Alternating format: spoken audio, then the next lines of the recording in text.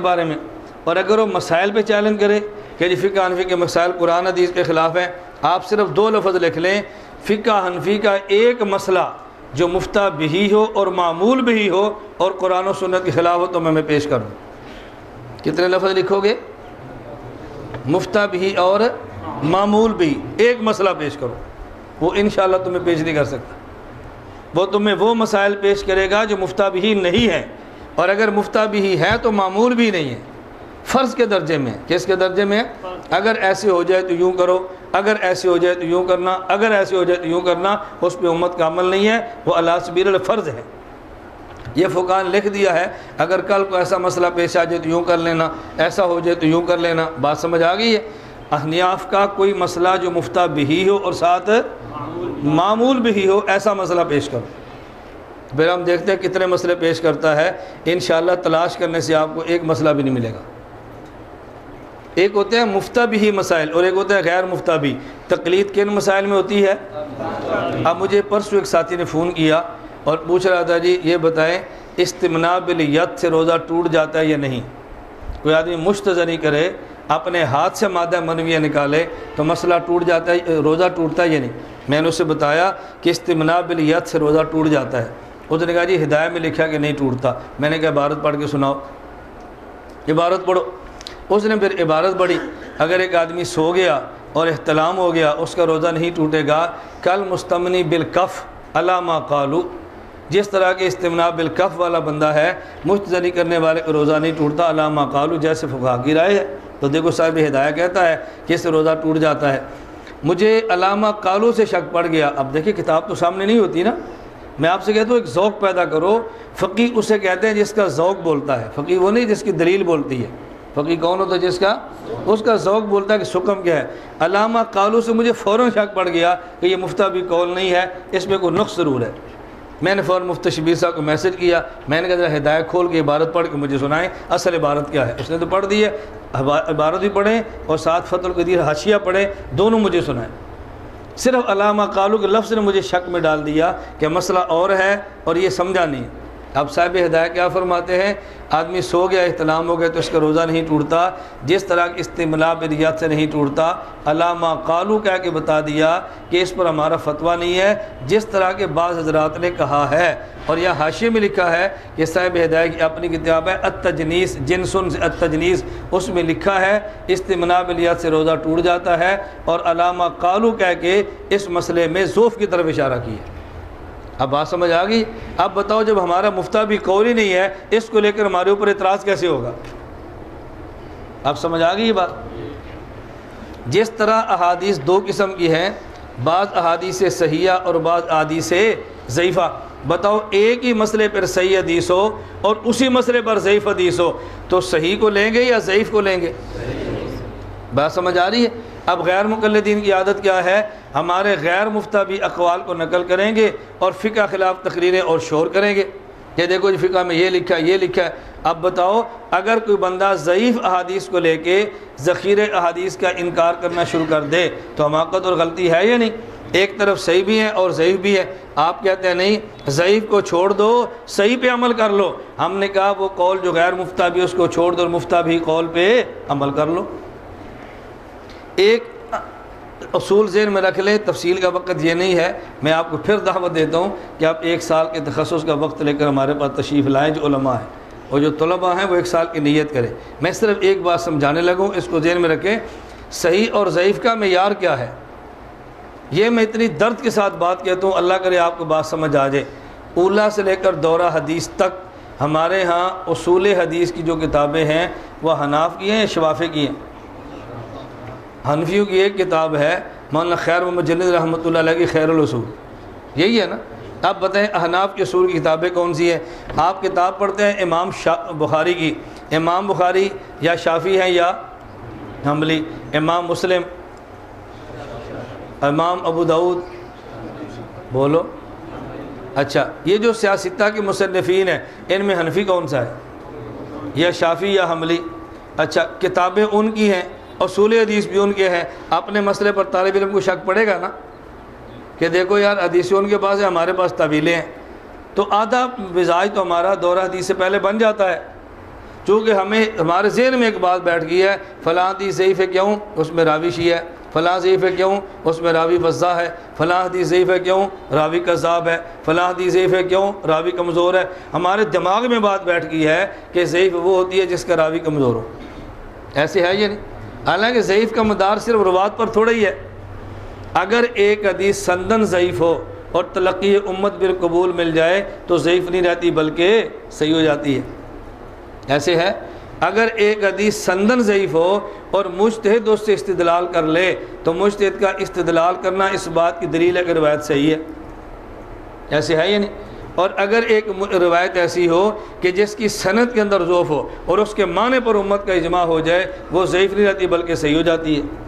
اگر ایک روایت سندن کمزور ہو اور اس کے سند کے طرق میں تعدد آ جائے، وہ تعدد اس کو ضعف سے نکال کر صحت کی طرف منتقل کر دیتا ہے۔ ایسے ہے یا نہیں؟ اب بتاؤ ایک بات کو لے کر کیوں بیٹھے ہیں کہ جی سند کمزور ہے، سند کمزور ہے، اور اسی پر مماتی شور مچاتے ہیں اور آپ پریشان ہوتے ہیں۔ من صلی علیہ عند قبری سمیتہ، اس میں جی فلاں راوی ہے جو شیعہ ہے، حدیث کمزور ہو گئی، چل، اور آپ بھی اس پہ پریشان ہیں، وہ اس پہ ڈانس کرتا پھر رہا ہے اور آپ پریشان ہو جاتے ہیں حدیث کمزور ہوگی۔ بھئی ان سے پوچھو، ایک مسئلہ امت کے اجماع سے ثابت ہے اور آپ تائیدات میں روایت پیش کریں اور اس کی سند کمزور ہو جائے تو فرق پڑتا کیا ہے؟ بات سمجھ آئی ہے؟ میں نے عرض کیا نا، تھوڑے وقت میں آدمی ساری باتیں تو کہہ نہیں سکتا کہ ادلہ شرعیہ 4 ہیں، لیکن ان ادلہ میں سے سب سے زیادہ قوت کس دلیل میں ہے؟ آپ سب نے کہنا قرآن کریم میں، سب نے یہی کہنا نا، قرآن کریم میں۔ اسی کو لے کر مماتی فائدہ اٹھاتا ہے، اسی کو لے کر غیر مقلد اٹھاتا ہے، اور ہم اپنے اصول سے ناواقفی کی بنیاد پہ مار کھا جاتے ہیں۔ اللہ ہمیں اپنے اصول سمجھنے کی توفیق عطا فرمائے۔ میں صرف ایک سوال کا جواب دینے لگا تھا، بتاؤ اگر بعض مسائل مفتہ بہی ہیں اور بعض مسائل غیر مفتہ بہی ہیں، تو اگر ایسے کر لیا جائے کہ فقہ کی کتابوں سے غیر مفتہ بہی مسائل کو نکال لیا جائے اور صرف مفتہ بہی رکھ دیے جائیں تو اشکالات کا دروازہ ختم نہیں ہو جائے گا؟ سوال سمجھ آیا؟ اگر کتب فقہ سے غیر مفتہ بہی مسائل نکال دیں اور مفتہ بہی مسائل رکھ لیں تو آئندہ کوئی ہماری کتب پر اعتراض کرے گا؟ نہیں اعتراض کرے گا، تو پھر ایسے کر لینا چاہیے۔ نہیں، ایسے نہیں کر سکتے، ذرا جواب سمجھنا۔ سوال کا خلاصہ یہ ہے کہ جب ہمارے ہاں غیر مفتہ بہی اور مفتہ بہی مسائل بھی ہیں تو کتب فقہ سے غیر مفتہ بہی مسائل نکال دیے جائیں تاکہ غیر مقلدین اور منکرین فقہ پر اعتراض نہ کریں۔ اس کو جواب سمجھیں۔ ہم کہتے ہیں جس طرح احادیث میں، کتب احادیث میں حدیث صحاح بھی ہیں اور ضعاف بھی ہیں، صحیح بھی ہیں اور ضعیف بھی ہیں، لیکن کبھی کسی بندے نے کہا کہ کتب حدیث سے ضعیف حدیث سے نکال دو، صرف صحیح رکھ لو تاکہ حدیثوں پر اعتراض ختم ہو جائے؟ کبھی کہا کسی نے؟ بات سمجھنا، یہ کیوں نہیں کہا؟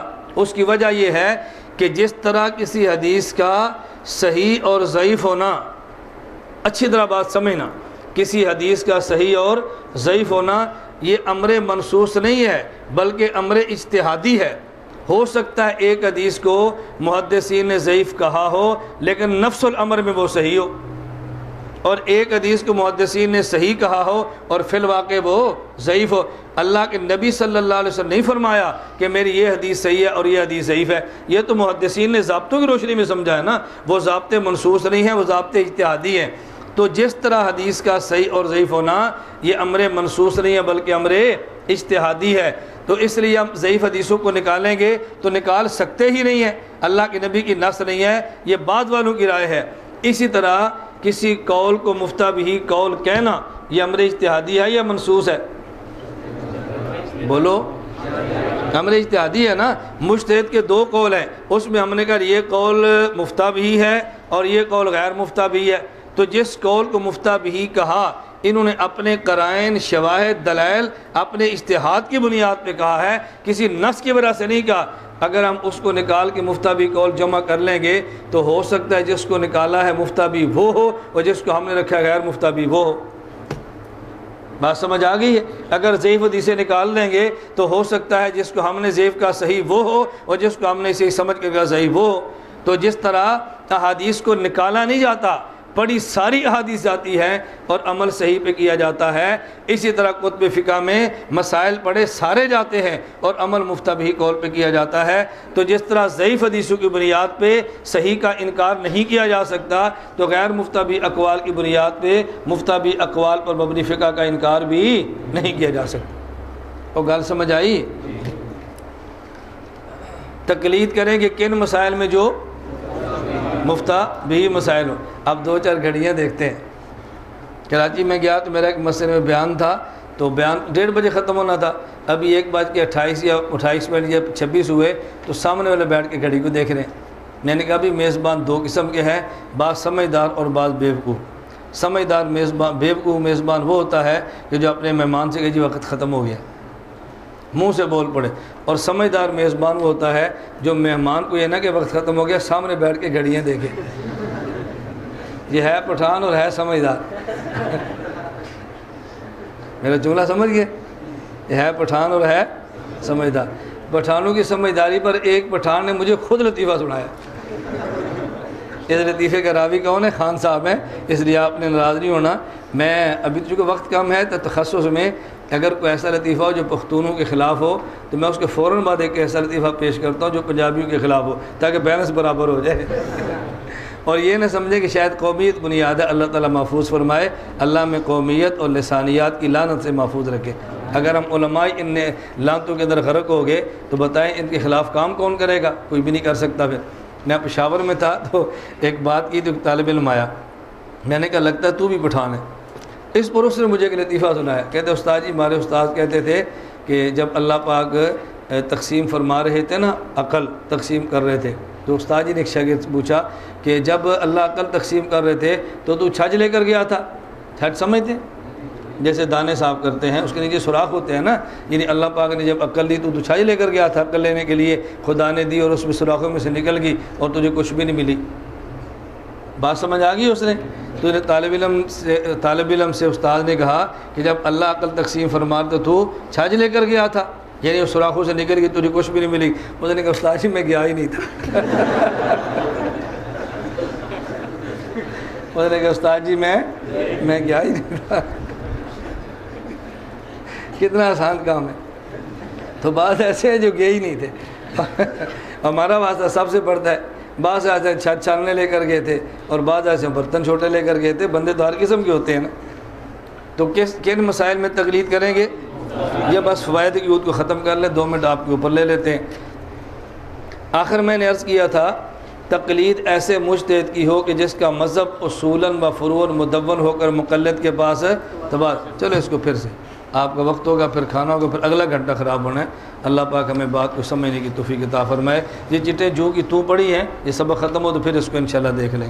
چٹیں دیکھ لیں. جیسے میری اپنی رائے یہ ہے, باقی جیسے آپ فرمائیں. اگر آپ چٹیں لکھنا چاہیں نا تو میں کوشش کروں کہ کل میں تقلید کے سبق کو سمیٹوں. آپ تقلید کے مسئلے پر چٹیں لکھیں. جو مسئلہ چل رہا ہے نا اس پہ چیٹیں لکھیں اور چٹ لے کے استاذوں کو دے دیں. میں اس کا مطالعہ کر لوں گا اور آپ کو جواب دوں گا. ایسا نہ ہو کہ آپ کوئی مشکل ساتھ چٹ پیش کریں اور پھر اس کو مجھے جواب نہ آئے. تو اس سے بہتر ہے کہ آپ پہلے چٹ پیش کرتا ہے کہ میں اس کا مطالعہ کر لوں. ساتھ رہے کہ مسئلہ توسل کی فائل کتب خانہ کے سامنے سے وصول فرما لیں. اگلا سبق مسئلہ توسل پر ہوگا. اگر آپ خرید سکتے ہیں تو خریدیں, نہیں خرید سکتے تو لکھیں. ہم نہیں کہتے آپ اس کو ضرور خریدیں, اور اس لیے کہتے ہیں کہ طلباء کے ذہن میں نہ کہ آمدن کا نیا سلسلہ شروع کیا ہوا ہے. پہلے کاپیاں لکھتے ہیں, پھر بیچتے ہیں, اس سے پیسے کماتے ہیں. حالانکہ میں نے آج ہی اپنے مکتبے کے مسئول سے کہا یہ طلباء یہاں پر آئے ہیں تو آپ کوشش کریں ان میں جو کتابیں خریدیں تو ان کو کتابیں رعایتی نرخ پر دو, ان کو اصل ریٹ پر نہ دو.